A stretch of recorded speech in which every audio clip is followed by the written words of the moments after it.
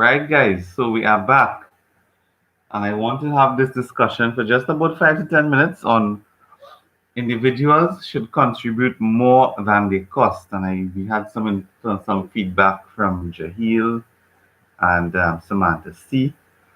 I'm not hearing from Kavita P this morning, and some other students. So tell me what are your thoughts on individuals being able to contribute more than they cost? And I have an analogy that I would share with which that some of you will appreciate. Chelsea, the input of greater effort contributes to an individual's holistic development and permits the addition of new personal skills, talents, and abilities. Very nice, Chelsea. I almost got a bit confused with all the wording, but yes, very nice. The input of greater effort contributes to an individual's holistic development and permits the addition of new personal skills, talents, and abilities. Very correct. Absolutely correct. Absolutely correct. Very correct. Anyone else wants to have a dig at this? Anyone wants to probably go against? I'm not saying to go against, but if it is that you do have that opinion, let's discuss it. Let's have the discussion. Thank you very much, Chelsea. Thank you, Samantha C from earlier. Anybody else? Individuals must contribute more than they cost. It's costing the company $5,000 per month to have me here. The company has said to me, your role is A, B, C, D, E. I do A, B, C, D, E, and I get $5,000 and I leave and I go home. Should I do F, G, H?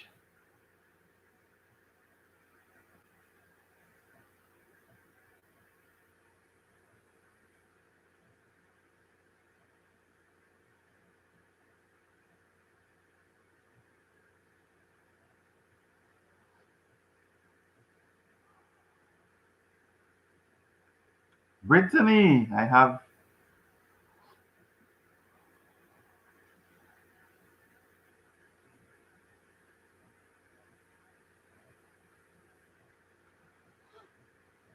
All right, send me in your responses, so I will address them.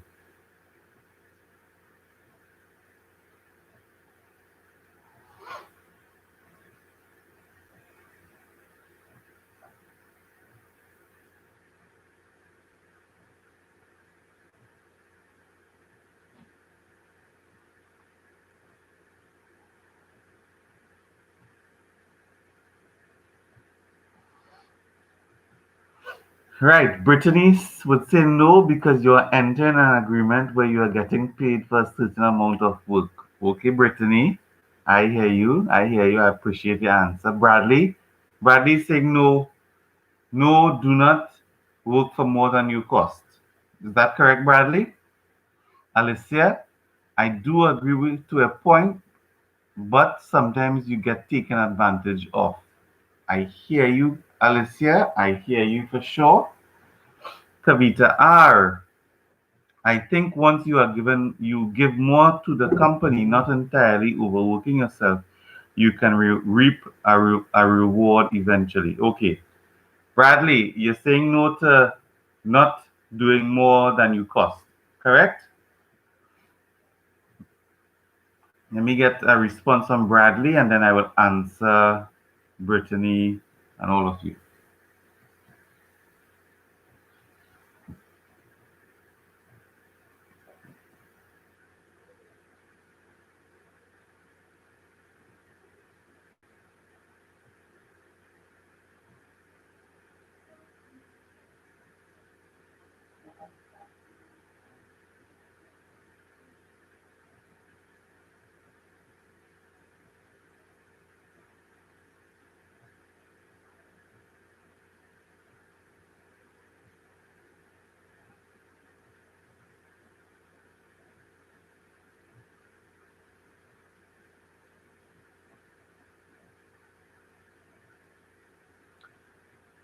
Jahil, but then how would the company survive as a whole if they are only paid for what they do?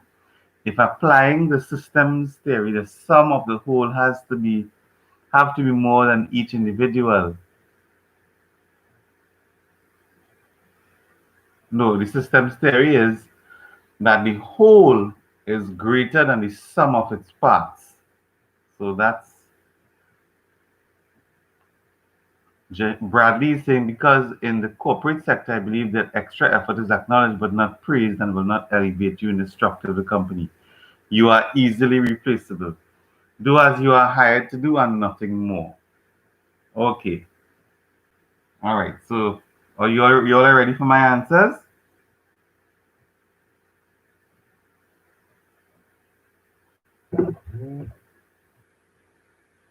I'm seeing some more coming in.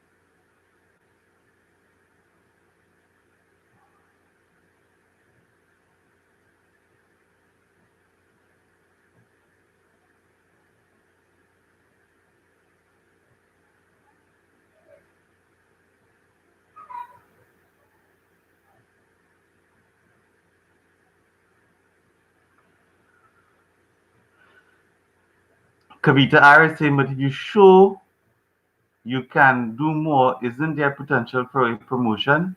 Right. So let me answer your question, guys. Some of you all may know about football.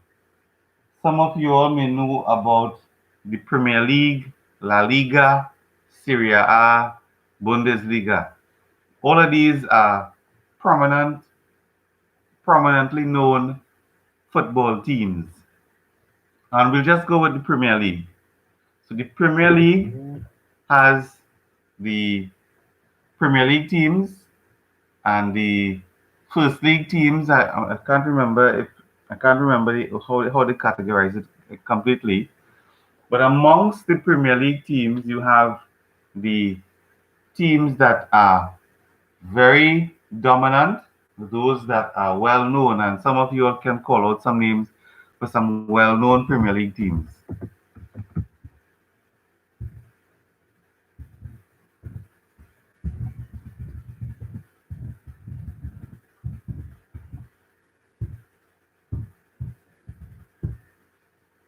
Well known Premier League teams. Call them out for me.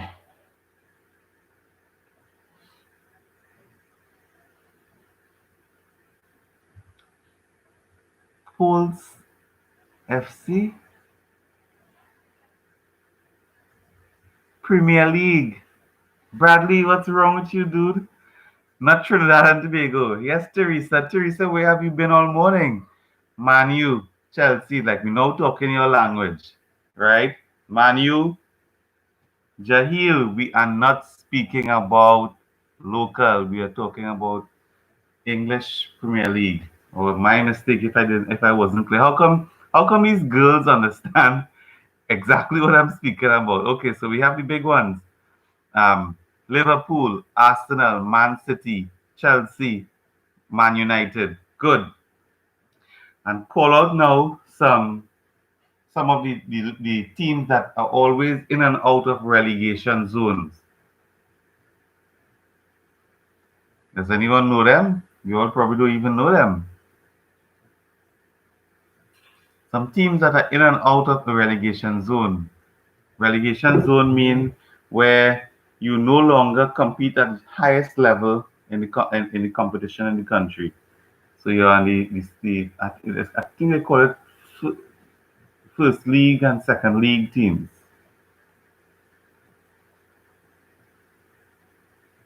I'll help you all. So some of them are Stoke City,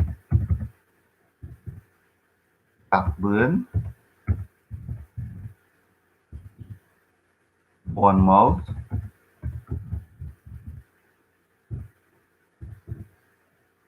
Watford.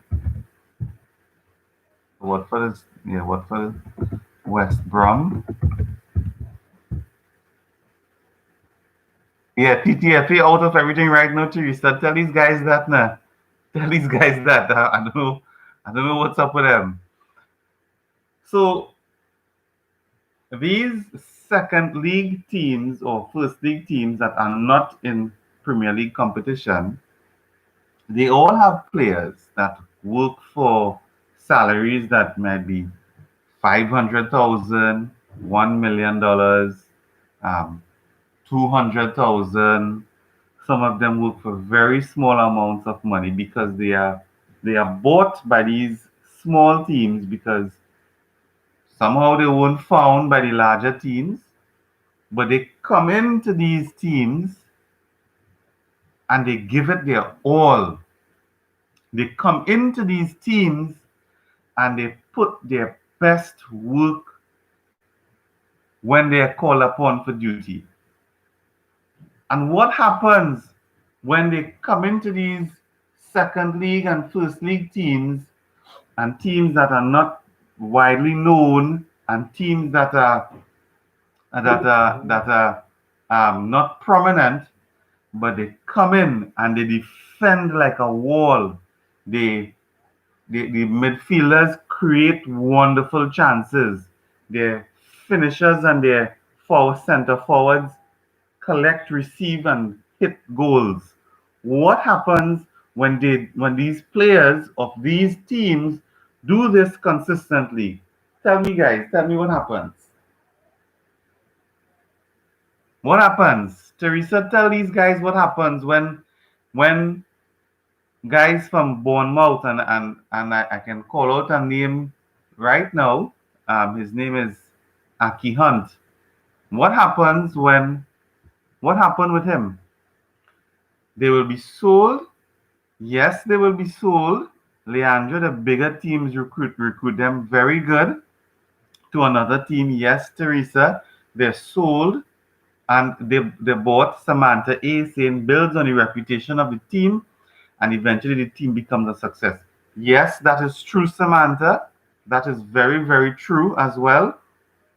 So the strength uh, of a group of players can really, really enhance a team. But remember, to get a team to a certain level, it needs to have a group of players that are consistently doing well. It needs to have a management structure that's consistently doing well. It needs to have an owner that is consistently looking to develop its management team and hence its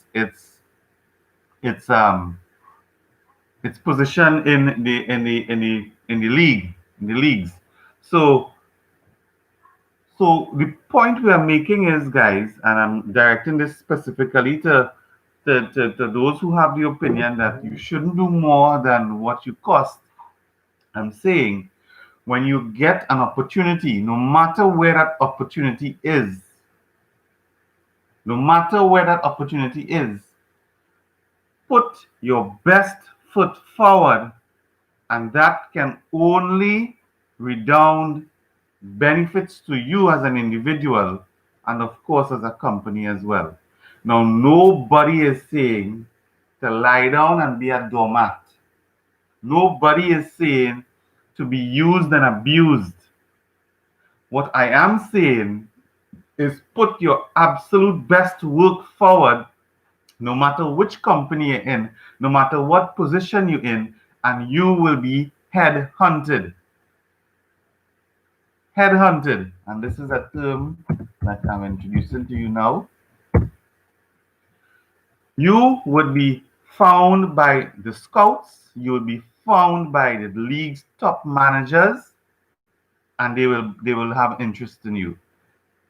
So you can move from having a salary of 500,000 pounds with this club to next month having a salary of $10 million with another club based on based on your abilities and how you have proven yourself. And to answer Samantha's question, there's one team that I can think of that has done really well over the past few years to remain consistently good, to remain a real threat to other teams in the Premier League and other teams in the Champions League in Europe. After having won the Champions League some years ago, they have completely taken themselves out of relegation zone and are now into constant competition in the Premier League. What's the name of that team, Teresa? If you know, Shakila. Um, Shakila's name that she put forward earlier is actually close to it. What's the name of that team that has done consistently well over the past few years and has and really does they did a fantastic job yesterday? Does anyone know? And I'm saying this, guys. I'm saying this, Jahil. I'm saying this, Bradley. That you and who else? Someone else disagreed. Brittany. I'm saying this because although you are getting paid for a particular role and function, what we are saying is how you apply yourself to that role and function is very, very important. You can come in and you can have a position of I'm a defender, so I'll just kick balls away when it comes to me. But as a defender, you may need to do some more. You may need to defend plus also run up to the other side and assist your team in scoring a goal. As a striker, you may need at times to run back to your goal to defend it. You may need to also display a certain type of work ethic when you come out to train, when you're in the dressing room. All of these things make a real impact on how you are perceived in the game. And Liverpool, Chelsea, yeah, them fellas are like to hear that, and Jahil. Shakila, how you on points, so yeah? Yes, Leicester City. Shakila know more about Premier League than yes, Samantha. You and Shakila answers right next to each other because you all did this earlier as well. Yes, yes, 5-2. I saw it. I was like, whoa. Leicester City has has been very fortunate, and I don't think it's fortunate. I think it's deliberate. My your brother watches football. Okay, good, good. Um, they have been doing taking deliberate actions to ensure that they have world class managers. Right now, it's Brendan Rodgers. Before the guy that they had, he took them to the Champions League.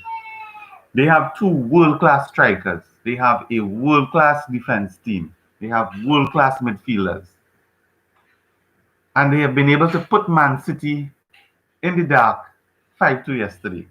I'm saying, guys, that as a team, if you are consistent and if you consistently do well, you can now elevate your entire organization. You can elevate your entire company into prominence. Individually, if you do well individually and you put your best foot forward individually, you can now become, you can now be headhunted. You can now be sought after by top companies. Even within your own company, if your own company now sees you as someone with real potential, you can move from being and I can always I wish I could have gotten one of my former colleagues to give um, a guest speech to you all. He came into the company where I was a junior pharmacist, He came in as a store attendant, someone who packs shelves, who um, straightens shelves, who does anything odd in his store. And my guy moved from that to becoming an inventory assistant. And from becoming an inventory assistant, he moved on to become inventory officer. And then he moved on to become a store supervisor. And then he moved on to become a store manager. And then he went on to become a facilities manager. This is someone who came in with zero experience, with zero academic qualifications, perhaps, because I'm not sure about the academic part. And he has since moved on from that company that we both work to now working for a multinational company, having a very comfortable job. He's now twice married, has beautiful kids, and he is living it nice. I'm saying this as an example to ensure that Brittany and Bradley and there was some other person, Alicia, that I understand your concerns about being abused and misused. I myself share those same concerns. But I am saying do not allow that concern to prevent you from putting your best work forward. For even if it's a small company, put your best work forward. When you put your best work forward, you are now going to, you individually are now going to shine. And that can only mean good for you. Okay? So I know the discussion went longer than expected, but I want that point to be appreciated. Okay? Right. So moving on, the strategic role of human resource management. All managers are human resource managers. I said that in the beginning of the lecture in part one. Employees must be viewed as assets, and employees are the most valuable asset of an organization. The human resource department is a matching role that integrates the person who's coming into the organization with the employee's needs. I spoke about that earlier. And how a company manages its workforce may be the single most important factor in sustained competitive success. Very, very important words here.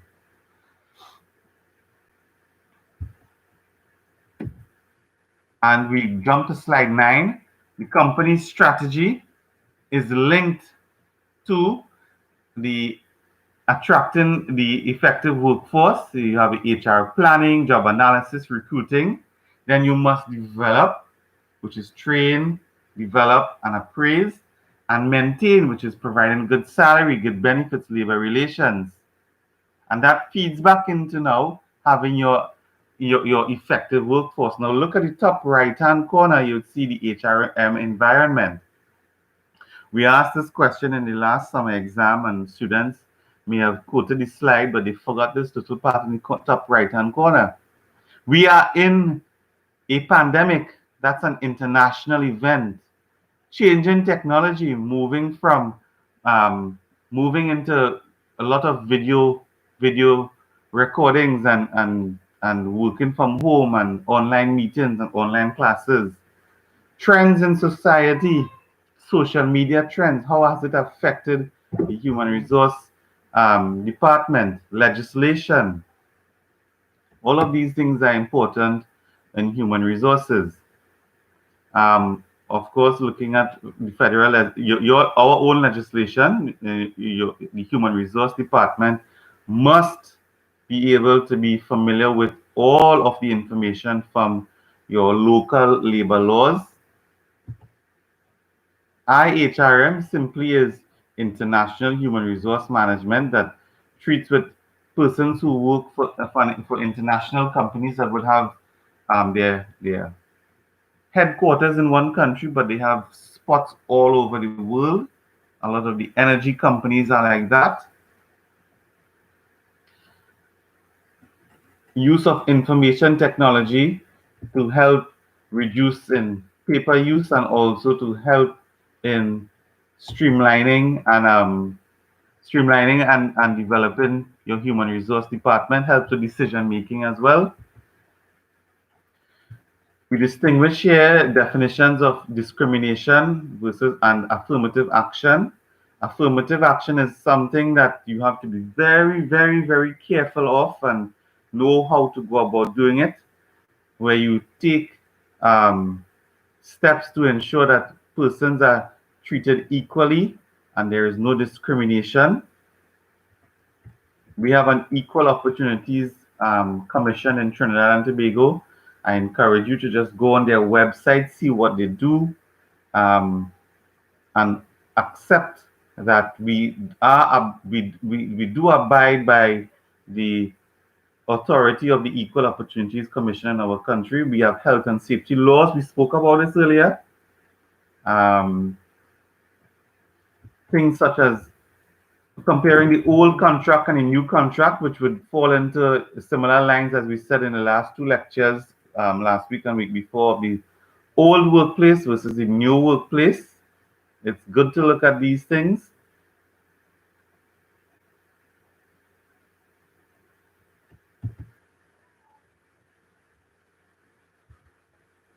HR issues in the workplace. In the new workplace, the employer of choice, teams and projects, temporary employees, technology, work-life balance. I think I spoke extensively about work-life balance. Before you are employed by a company for a certain amount of hours, it is expected that you give that company productivity during those hours. When you leave, you go home to your normal, your personal life, your social life. That's important for a healthy individual.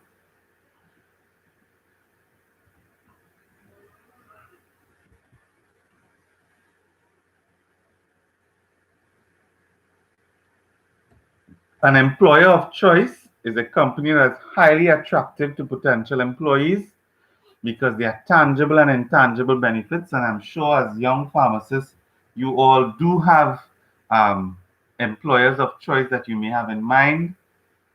In the energy industry as well, there are many companies that are considered to be employer of choice based on the prominence that they have from a historical perspective. And using going back to the football example, there are football teams that are would be considered to be the ones you'd want to go to, right? But understand what I'm saying, that you may not always start there. You may start at a lower end club that you can now graduate to the bigger clubs, especially based on how well you do your work. Teams and projects. Teams and projects are very much a major trend today. I've been talking about high performance teams from the beginning of our classes. High performance teams are those guys that don't require direct supervision all the time. It's the way we are going. Project management is the way we are going. Virtual teams, essentially persons who meet together to get certain things done, who are not geographically near. They rarely we would meet face to face, and everything is done online using information technology. HR is using a new workplace. Continuing, temporary employees can do everything from data entry to an interim CEO. So a CEO can come into a company that might be a temporary person, maybe for a year or two, to get a particular task done, or maybe to train someone who the company wants to become the CEO, and who is part of the DNA of that company, but may not have the necessary requisites to become CEO. So you can have a temporary CEO. Telecommuting. Well, we know about technology and how well technology can assist in management, especially in HR management. Um, Although you might see a laptop and a cell phone as an incentive or a bonus, the purpose of laptops and cell phones when you work for a company is to get work done. It's for you to be able to answer your emails and answer your phones and make calls with the devices that your company gives you. The work-life balance, again, I'm stressing again, ensure that there is enough work-life balance. If there are more, um, some companies actually moving towards having daycare in their organization. So you work for this company. This company has a daycare section below or at some location where all of the kids of employees are there. They are hired persons to do the daycare, and you as the parent can come in throughout the day and check on your child. This is really new workplace thinking, because we all know in the old workplace this would have never been thought of. Flexible scheduling. People work flexible hours, and no one has to join the rat race to get to work for 8 and leave at 4. It has transitioned to 9 to 5, so now it's 10 to 6. It's sometimes 12 to 8. Sometimes it can be 4 hours a day for 6 days a week. Everything has become very flexible to ensure that there is more work-life balance. Downsizing. Downsizing is something that it has been existing since the shrinking of our economy several years ago, and now with the coronavirus pandemic, it's now definitely something that is happening. It's all over the world. We People need to downsize. People need to adjust to be able to survive, or simply they have to get dissolved. So all of these, the human resource department has a huge, crucial role in ensuring that these things are done according to standards, according to the laws, and according to and takes into consideration the emotions and the needs of their soon to be former employees.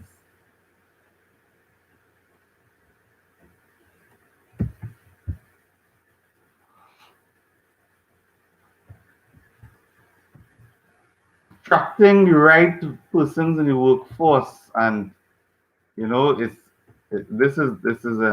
down to a real science where you have to look at what, and we spoke about this earlier, we have to look at what your organization wants, and you have to, as the HR person, have to attempt to match your organization's needs with the person who has an interest in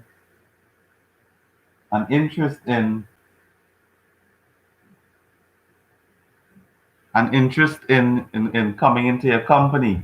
Always be on guard for persons who are coming into your company just for a salary.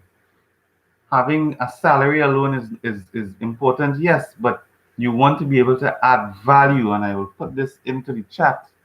It's about, and all of what we spoke about with the football analogy is about adding value.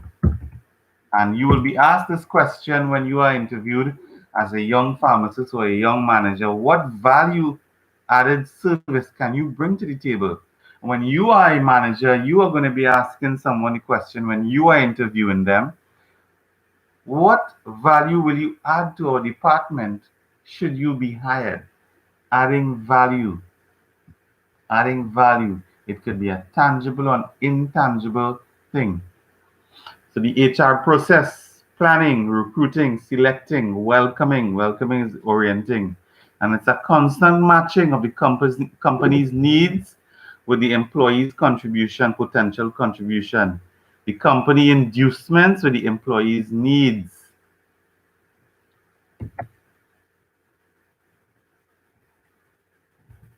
Human resource planning, always trying to forecast on the needs that you have with potential vacancies, persons who may be retiring, if it is you are taking on a new project, if your organization has gotten a new contract that would require more persons to come in.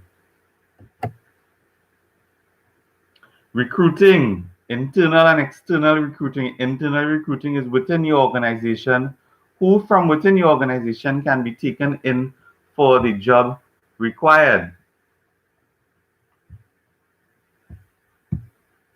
External is those persons, of course, as it says, other persons from the outside of the organization that might be interested in the job or might be in a position to get the job. E-recruiting, simply, we have caribbeanjobs.com, we have pharmacy jobs on Facebook page. We are definitely e-recruiting is a big thing. The building blocks of HR: job analysis, job description, job spec,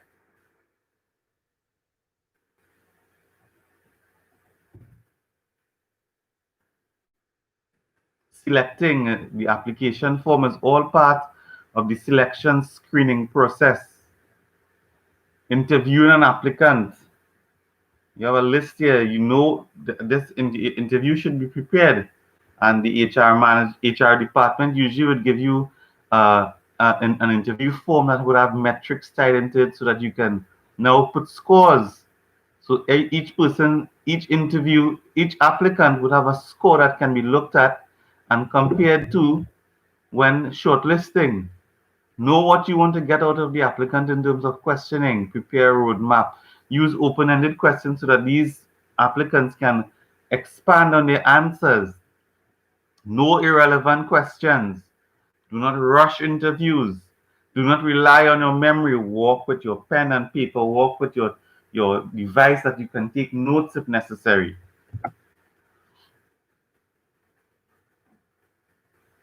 Do not ask questions that are discriminatory, that are not relevant to the job. And we have panel interviews, computer-based interviews. The interviewing process can be done as a panel. It can be done individually. It all depends on the size of your organization and the needs of your organization. Then on slide number 34, you have a list of inappropriate and illegal questions. Age, religion, race-related questions, gender, national origin, marital or family status.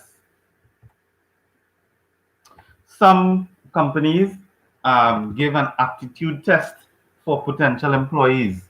Some companies have examinations for potential employees.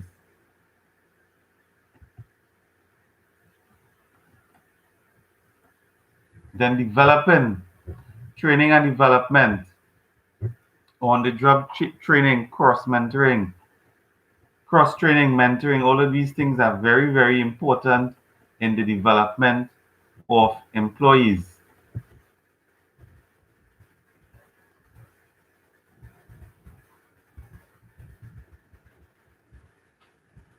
And the performance appraisal, observing and evaluating the person's performance. And the performance appraisal is a very metrics intensive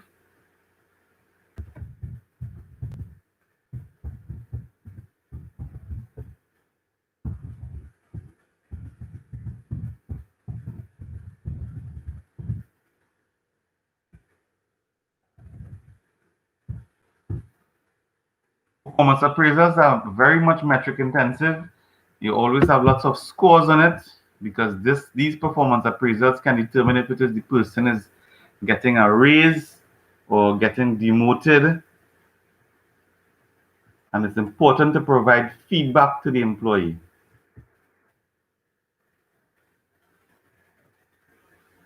Performance appraisals are always something positive, because if you are giving feedback to an employee that is telling them that they have a lot of development to do, it is still something positive, because you're now giving them an opportunity to improve on their work. It must be always seen as a positive thing. Managers must use it effectively to provide feedback and reinforce good performance and motivate employees to do better if it is they need that amount of guidance.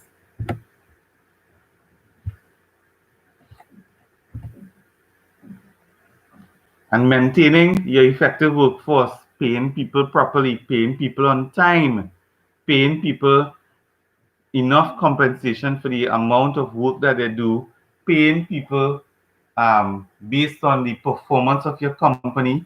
All of these things employees look at benefits and termination in maintaining an effective workforce. Sometimes you may need to terminate some employees if it is that you have to sustain. You may also have to terminate employees if it is they are continuous poor performers. And termination of employees happen only after a certain set activities are done. You cannot, in today's world, you cannot tell someone tomorrow, just like that, hey, you no longer have work. They will ask questions. These people are relying on you. They may take legal action against you. So that's why we have our labor laws that can guide you. You have the Equal Opportunities Commission that can guide you. And you also, if your company has its own rules and procedures, when the person comes into the company, they can see immediately upfront what are the criteria that are used that can lead to they being terminated. All right. And termination may not always be a bad thing. Termination can be a good thing. And I remember saying this to my summer class as well. The employee that is about to be terminated can simply be terminated because we have tried and they don't match our organization, or things may have happened in their life and they no longer can produce the type of results that we expect from them in the organization. The organization itself may have changed and they did not change with the organization. So all of these things can be seen as good. You can now encourage this about to be terminated employee to a location or to an organization that can match their needs, that can match their output. So terminations are not always bad. All right.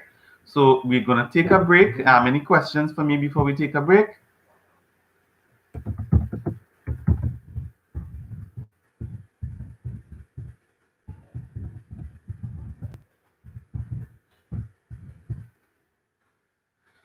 Any questions, guys?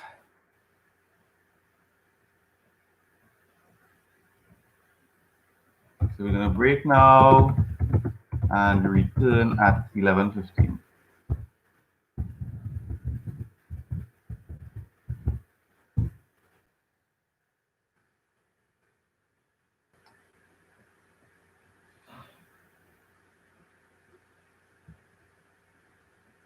All right, so I'm gonna end the stream now. If there are any questions, you all can ask it when we open up the other stream.